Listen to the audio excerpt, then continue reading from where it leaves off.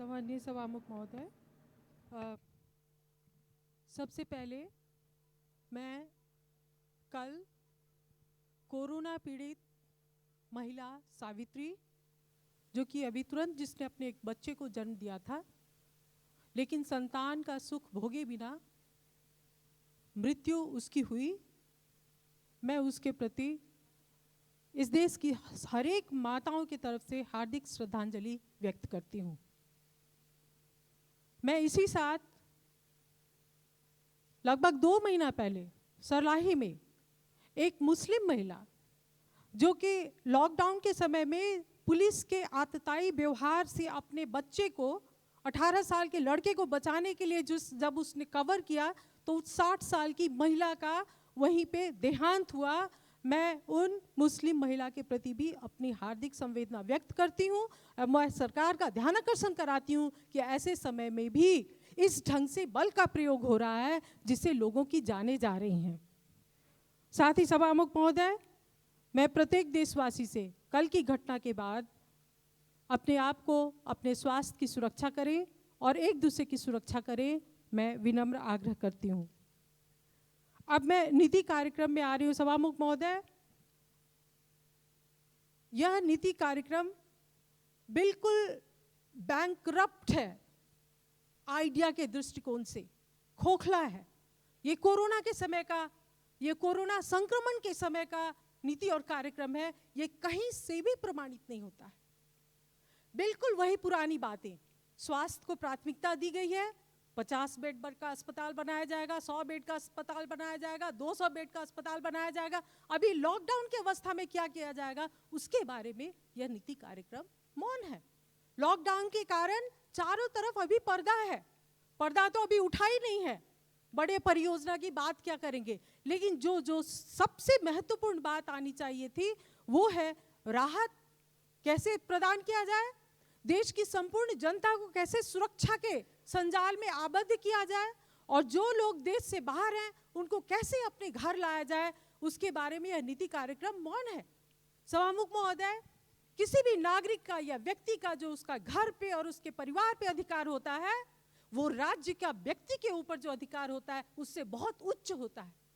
इसलिए राज्य व्यक्ति के घर और परिवार के साथ रहने के अधिकार का हनन नहीं कर सकती है। लोग घर आएंगे, बीमार होंगे, इलाज होगा या नहीं होगा, मृत्यु प्राप्त करेंगे या नहीं करेंगे, वो दूसरी बातें हैं। सबसे पहले जितने भी देश विदेश में जो लोग हैं अपने घर और परिवार जाना चाहते हैं, उनको घर परिवार पहुंचाने की व्यवस्था सरकार तत्काल करे। इस संकट के समय में एक बड़ा अजीब प्रस्ताव सरकार ने लाया है, परिपूर्ण लोकतंत्र, कॉम्प्रिहेंसिव डेमोक्रेसी। प्रतिस्पर्धात्मक डेमोक्रेसी के स्थान पे परिपूर्ण डेमोक्रेसी लाके क्या सरकार एक दलीय निरंकुशता जो स्थापित करने की उसकी जो चाहत है उसके तरफ इंगित कर रही है? क्योंकि इसमें जो एलिमेंट्स जिस नीति और कार्यक्रम में जो उल्लेख किया गया है, वहाँ पे ना तो कानून के शासन की बात की गई है, ना संवैधानिक सर्वोच्चता की बात की गई है और ना प्रेस स्वतंत्रता की बात की गई है। इसलिए सरकार अगर डेमोक्रेसी के प्रारूप को, लोकतंत्र के प्रारूप को बदलने की उसकी आंतरिक मंशा है तो मैं उसके बारे में सचेत कराती हूँ। सभामुख महोदय, निर्मला पंत के उस 13 साल की बच्ची के बलात्कार और हत्या के बाद अभी का जो लेटेस्ट जो है अध्यादेश कांड और उसके पहले का मेडिकल इक्विपमेंट खरीदने के समय में जो भ्रष्टाचार का कांड हुआ है, मैं सोच रही हूं कि इन 2 वर्षों के आधार पे, 3 वर्षों के आधार पे हम लोग सरकार को कैसे याद करेंगे। प्रधानमंत्री केपी ओली जी, निश्चित रूप से मैं उनसे आग्रह करती हूँ सोचे कि उनके किस काम के लिए हम लोग या नेपाली जनता उनको याद करेगी। मुझको नहीं लगता है कि कहीं पे भी संतोष करने की जगह है। मेडिकल इक्विपमेंट के बारे में जो भ्रष्टाचार हुआ सभामुख महोदय, मैं उसको सुनियोजित मानती हूँ। 2 महीना पहले इसलिए सामग्री नहीं खरीदी गई सामान्य नागरिक प्रक्रिया के तहत, क्योंकि जब अकस्मात, जब इमरजेंसी होगा तब भ्रष्टाचार किया जा सकता है। और एक नई दुखद बात क्या है कि अब सरकार भ्रष्टाचार के काम में सेना को संलग्न करा रही है। सरकार सेना को भी भ्रष्ट कर रही है। सरकार सेना को व्यापार देके भ्रष्ट कर रही है। जब मंत्रिपरिषद के द्वारा सार्वजनिक खरीद आइन के अंतर्गत जब व्यापार जो भ्रष्टाचार का मामला जब लोगों के सिर से ऊपर चला गया है, नाक के ऊपर चला गया है, तो अब सरकार ने सेना के मार्फत भ्रष्टाचार करने का एक युग आरंभ किया है, क्योंकि सेना नागरिक के सरकार से ऊपर है, कानून से ऊपर है। लेकिन इसका मतलब ये नहीं है कि जनता ये नहीं जानती है। हर एक बात में इस सेना को ठेका, हर एक बात में नहीं, ये सरकार की विफलता है।